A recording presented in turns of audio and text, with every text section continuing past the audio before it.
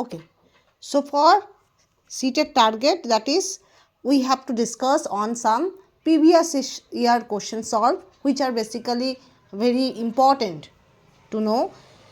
आज हम क्या जानेंगे, आज हम कुछ क्वेश्चन सॉल्व करेंगे, ठीक है. The first question that is which of the following is a close ended problem. Okay, पहले बोला है क्लोज एंडेड और open ended. Okay, open ended मतलब the question which give that is like any answer. आपको बहुत सारा answer का एक क्या करेगा, आपको एक अपॉर्चुनिटी देगा कि कोई भी क्वेश्चन जिसके थ्रू आप बहुत सारा आंसर आप कर सकते हो या बोल सकते हो.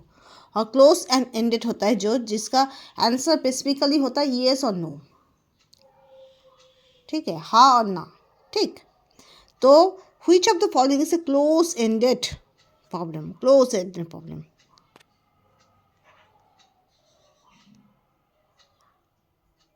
ओके, तो close ended problem that means which having the only possibility yes और नो. ओके, जिसका सिर्फ एक ही आंसर हो सकता है जो होता है येस और नो. ठीक, तो first one, list 4 rational number. List 4 rational number between 5/11 and 10/11. Okay, मतलब 5/11 से 10/11 के बीच में जितना सारा आपका रैशनल नंबर है वो लिस्ट डाउन करने के बोला है, ठीक है, इंस्ट्रक्शन दिया गया है. So list 4 rational numbers between 5/11 and 10/11. Next one, list 4 natural numbers between 104 and 109. तो 104 and 109 में बीच में आपका जो 4 नेचुरल नंबर है वो आपको बोलना है. राइट 4 इंटीजर लेस देन 5 से कम 4 एटलीस्ट 4 इंटीजर आपको लिखना है. और write 4 equivalent fraction for 5/7. Okay, तो what is the answer? Close ended. मैंने क्या बोला? क्लोज एंडेड मतलब येस और नो. और भी एक होता है क्लोज एंडेड मतलब एक इंटरवल, मतलब इतना तक ही ख़त्म, उसको भी हम क्लोज एंडेड बोल सकते हैं. ठीक है, यहाँ पर देखो 5/11 एंड 10/11 जो होता है बीच में बहुत सारा होता है पर रैशनल नंबर बोला गया है. ठीक है, तो क्या होता है अगर आपका rational number list 4 rational number between 5/11 and 10/11 जो बोला गया है उसका ना वो थोड़ा कॉम्प्लेक्स भी आंसर है. राइट, आंसर उतना इजी आंसर नहीं है, थोड़ा कॉम्प्लेक्सिव है, तो इसको हम छोड़कर बाकी तीनों में देखते हैं. ठीक है, सेकेंड वन जो होता है list 4 natural number between 104 and 109. 104 and 109 के बीच में क्या होता है? 105, 106, 107, 108. That's it. So there must be a interval specified more, right? Next one, write 4 integer less than 5. 5 से नीचे के मतलब यहाँ पर पॉजिटिव नेगेटिव कुछ भी नहीं बोला गया है. यहाँ पर पॉजिटिव नेगेटिव कुछ भी नहीं बोला गया है, सिर्फ बोला गया है इंटीजर. तो वो आपका पॉजिटिव इंटीजर भी हो सकता है, नेगेटिव इंटीजर भी हो सकता है, जीरो भी हो सकता है. राइट, तो 5 से लेस देन अगर बोलो तो वहाँ पर पॉजिटिव इंटीजर क्या क्या होगा? 1 2 3 4 होगा. 5 से लेस देन जीरो भी होता है, 5 से less than all negative integer होता है. तो ए आपका स्पेसिफाइड नहीं है. Option 3 is not to be a specified, not to be a close ended. Okay, next one, write 4 equivalent fraction for 5/7. ए तो इसका तो ऑप्शन ही ठीक ठाक नहीं बोला गया है. The instruction is not provided that clear, so A भी नहीं होगा. और ए जो होता है ए भी आपका not list 4 rational number between 5/11 and 10/11. आप करके देखो 6/11, 7/11, 8/11, 9/11 हो सकता है. वहाँ पर आपका रैशनल नंबर भी देखना है. ठीक है, जो भी हो यहाँ पर ए ऑप्शन आपका अकॉर्डिंग टू क्वेश्चन नहीं होगा, आपका ऑप्शन 2 ही होगा. ठीक है, अकॉर्डिंग टू आंसर की option 2 is the correct answer because ये बहुत ज़्यादा क्लोज एंडेड, बहुत ज़्यादा स्पेसिफाइड और बहुत ज़्यादा क्लियर कट आंसर है. क्योंकि आपका 104 से 109 के बीच में आपका चार ही नेचुरल नंबर होता है. 105, 106, 107, 108. That's it. ओके, तो option 2 is the correct answer. Next question, which of the following represent a correct scientific analogy. Scientific analogy बोला गया है मतलब जहाँ पर आपका scientific knowledge, scientific method, scientific mind रहेगा, उसको हम बोलेंगे scientific analogy.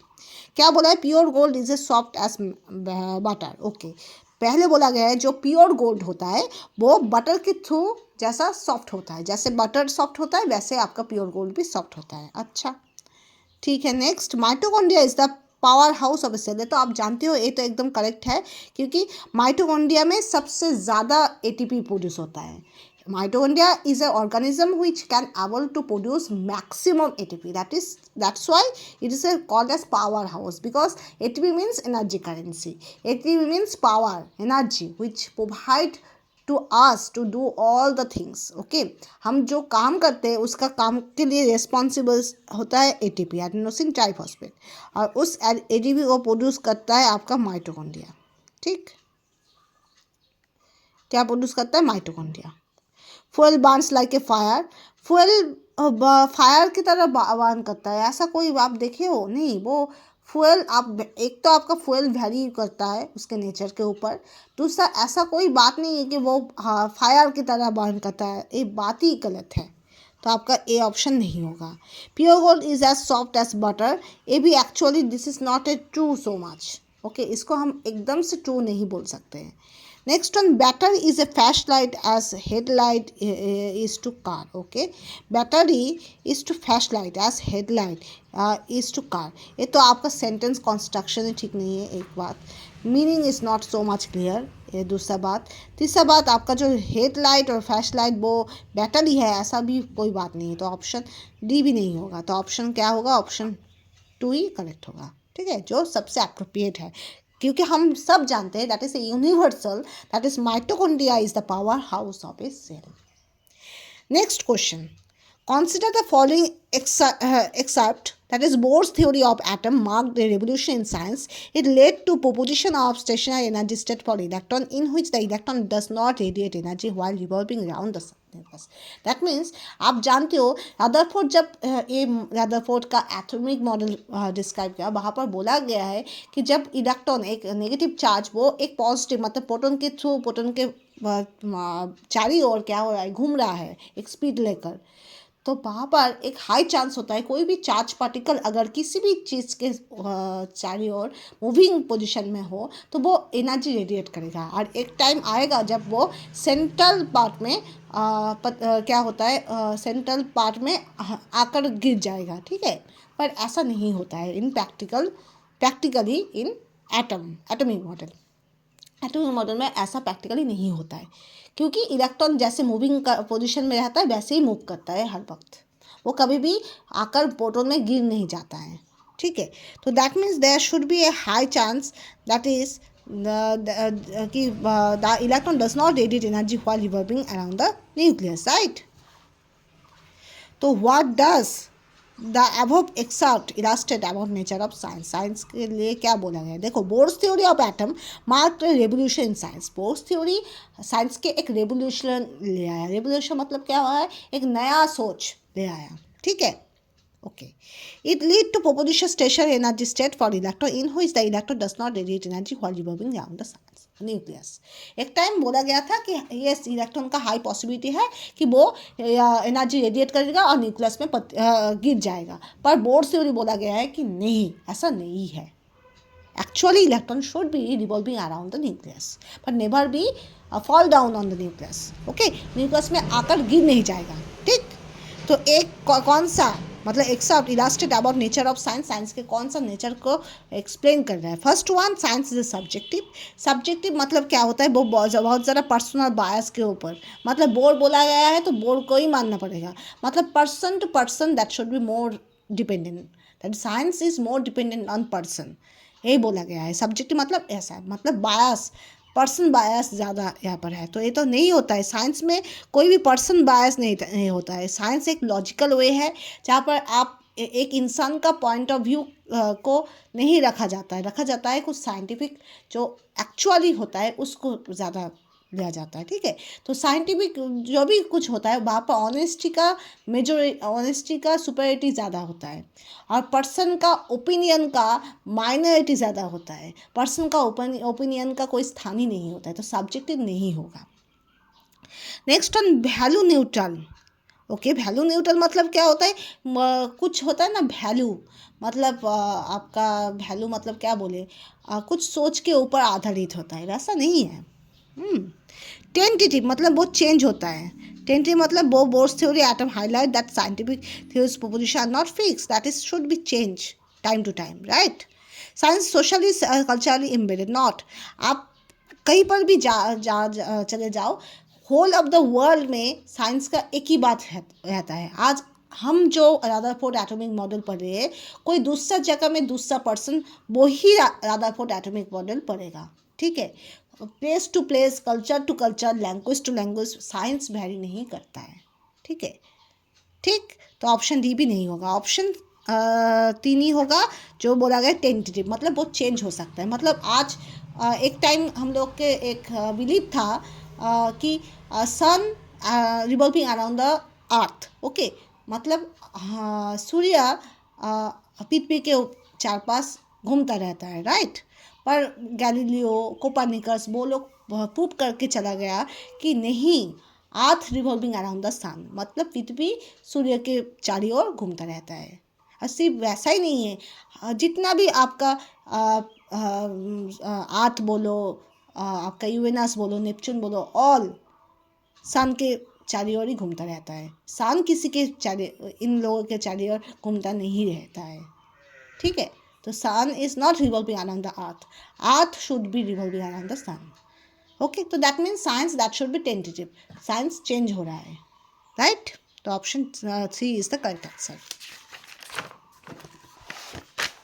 Next question, which of the following is not consistent with the contemporary understanding of science?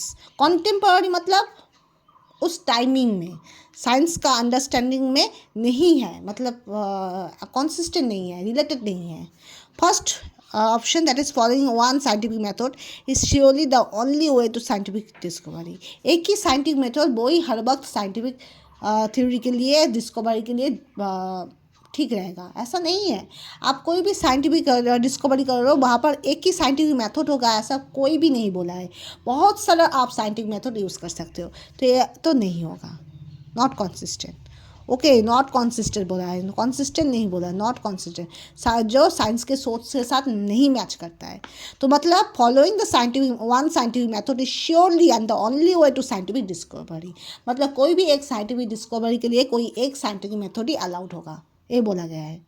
Second option में बोला गया है the scientific method does not help to make any aesthetic और value judgement about phenomena, कोई भी phenomena के जो aesthetic मतलब उसका जो सुंदरता, उसका जजमेंट नहीं करेगा एक ट्रूथफुलनेस मतलब जो सत्य होता है उसको डिफाइन करेगा साइंस। वो कभी भी किसी चीज़ का सुंदरता रिवील नहीं करेगा, ठीक है।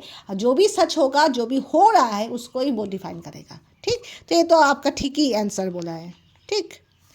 Investigation science may involve repeated action or any one all step of scientific method in any one.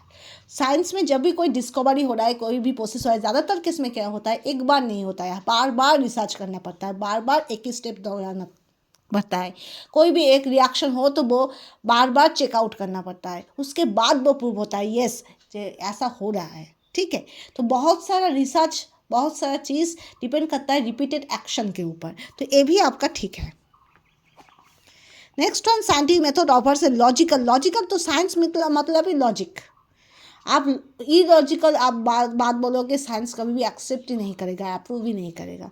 तो ऑप्शन 4 भी नहीं होगा, ऑप्शन 1 होगा, बिकॉज नॉन कॉन्सिस्टेंट बोला। नॉन कॉन्सिस्टेंट मतलब जो साइंस के साथ मिलता जुलता ही नहीं है। तो यहाँ पर क्या बोला गया है, फर्स्ट ऑप्शन, कि आपका कोई एक साइंटिफिक मेथड ही एक साइंटिफिक डिस्कवरी के लिए अलाउड होगा, बट ऐसा नहीं है, आप कई सारे साइंटिफिक मेथड यूज़ कर सकते हो। Next question, read the following statement. Assertion मतलब कोई भी एक स्टेटमेंट आपको दे देगा, उसके बाद रीजनिंग मतलब उसका कॉरस्पॉन्डिंग रीजन आपको दे देगा। वहाँ पर कैसे टाइप ऑप्शन रहता है, एक ऑप्शन रहता है both A and B are true and R that is reason is the correct reasoning for assertion. Second option both A and R true, मतलब आपका assertion and reasoning both are true but reason is not proper. And third that is A true but R is false and last one both are false, okay. तो what is the question, that is first one, assertion science undergoes paradigm shifts. Paradigm shift होता है। And reasoning that is existing scientific theory and loss may be discarded in light of new evidence. तो एक बोला गया science undergoes paradigm shift, मतलब वो change होता रहता है, ठीक। एंड रीजनिंग बोला गया है existing scientific theories and loss may be discarded of light of new evidence. कोई न्यू एविडेंस आप लेकर आओ तो हो सकता है कि आपका ओल्ड वाला जो साइंटिफिक थॉट था वो डिस्कार्डेड हो जाए, ठीक है, ऐसा हो सकता है। तो इसलिए क्या बोला है, देखो एक अच्छा एग्जाम्पल हम दे रहे हैं कि एक टाइम सोच था कि आपका कि बोर्ड्स ने बोला कि एक सर्कुलर पाथ में इलेक्ट्रॉन प्रोटॉन के चारों ओर रिवॉल्व करता है, right.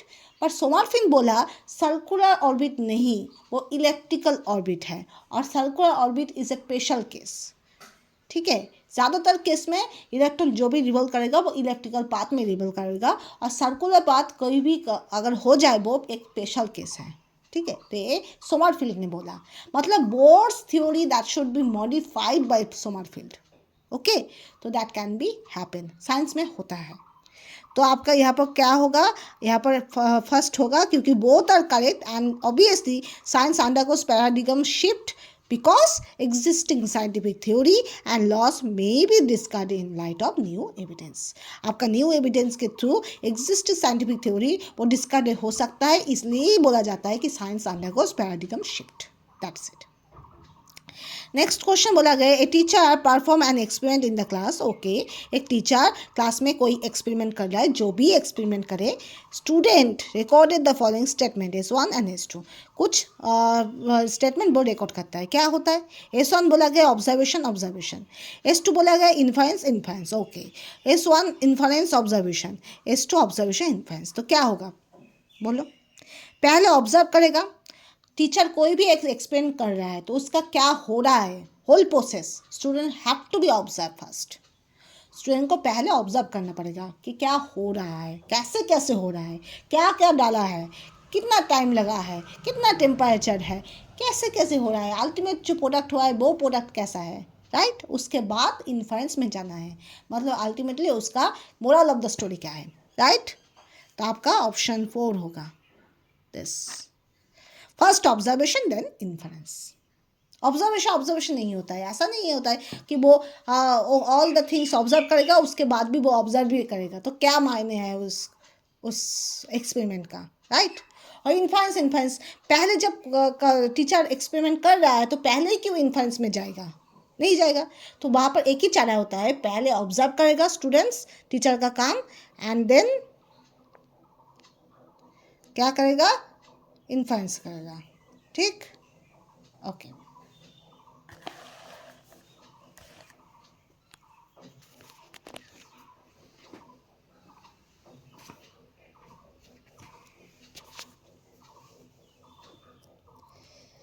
Next question, read the following statement. क्या होता है, assertion deforestation can lead to flood, okay. Deforestation के लिए फ्लड हो सकता है, क्यों हो सकता है बोलो। ए ट्रू है, ए ट्रू है, क्यों ट्रू है। अगर आप जो वृक्ष होता है, मतलब ट्रीज होता है, प्लांट्स होता है, वो क्या करता है, वो जो सॉइल को जोड़ कर रखता है खुद के साथ, राइट। और साथ ही साथ वो क्या करता है, जो पानी होता है वो पानी को भी मिट्टी में दे देता है, ठीक है, मतलब मिट्टी को सूखा नहीं रखता है, मतलब क्या बोलता है उसको, वाटर ही कर देता है। मतलब जब भी देखोगे कोई भी मिट्टी में अगर प्लांट्स ना हो तभी ना वो मिट्टी ज़्यादा सूखी हो जाता है, ठीक है, वैसे ही डिज़र्ट होता है, ठीक। और तब क्या होता है, कोई प्लांट्स ही एकमात्र क्या होता है जो पानी को अपने ओर खींचकर वो होता है ना, कैपिलरी ट्यूब में रखता है, ठीक है। उसके रूट के थ्रू वो पानी ले लेता है, एक्सेस पानी, ठीक है। तो प्लांट्स अगर आप काट दो तो क्या होगा, तो ऐसे ही तो आपका मिट्टी सूख जाएगा, मिट्टी का जो नेचर है वो चेंज हो जाएगा। और दूसरा बात है, जो प्लांट एक्सेस पानी लेता था बाय रूट वो भी नहीं लेगा, तो क्या होगा, फ्लड हो सकता है, ठीक है। Next one, the filtration rate of water is reduce of due to deforestation. ये भी आपका करेक्ट है, क्योंकि फिल्ट्रेशन रेट जो होता है, जो आपका पानी लेता था रूट मतलब एक एक प्लांट्स रूट्स के थ्रू तो पानी लेता है, वो भी क्या होगा, कम हो जाएगा। इसलिए क्या होता है, मिट्टी में एक्सेस अगर पानी कहीं भी किसी भी तरह से आ भी जाए तो वो लेने वाला कोई नहीं रहता है, प्लांट्स नहीं है तो कौन रूट के थ्रू लेगा, तो तभी फ्लड होने का चांस ज़्यादा होता है। तो आपका दोनों स्टेटमेंट ही ट्रू है, और जो फर्स्ट वाला है वो भी ट्रू है, सेकंड वाला है वो भी ट्रू है, और सेकंड वाला करेक्ट रीजनिंग है फर्स्ट वाले का। ठीक है, तो option 1 is the correct answer, both are true, and obviously this reasoning statement that is the ultimate cause of first assertion. Okay, last one, that is assertion achievement is STEM related course is influenced by GATE. Okay, जो achievement होता है वो STEM related course होता है, जो बहुत अंश से क्या होता है, गेट के ऊपर डिपेंड करता है। ठीक है, आपका अल्टीमेट रिजल्ट क्या है वो उससे आपका अचीवमेंट का एक डिफिनीशन आता है। आप सोचो, आप एज पर एग्जांपल आप सीटेट क्वालिफाई नहीं किया, पर आपका सीटेट का number day by each year में इंक्रीज हो रहा है, पर कोई ये नहीं देखेगा आपका कितना इम्प्रूवमेंट होगा, वो आप ही देखोगे। पर आप जब क्लियर हो जाओगे ना, तो आपका सीटेट क्लियर वो ही आपका पहचान हो जाएगा। तो that is very important, that is get end result. Next one, that is problem solving strategy use by boys and girls are defined. Okay okay, आपका बॉयज़ और गर्ल्स थोड़ा बहुत आपका प्रॉब्लम सॉल्विंग एबिलिटी थोड़ा बहुत डिफर करता है according to this question. ठीक है, यहाँ पर बोला गया है आपका option 1 is the correct answer, पर मुझे नहीं लगता है ऑप्शन 1 इज़ करेक्ट, बट ये आपका आंसर की में दिया है, तो ये option 1 is the correct answer, but I have to check this. Okay, so thank you so much. Apoorva, thank you.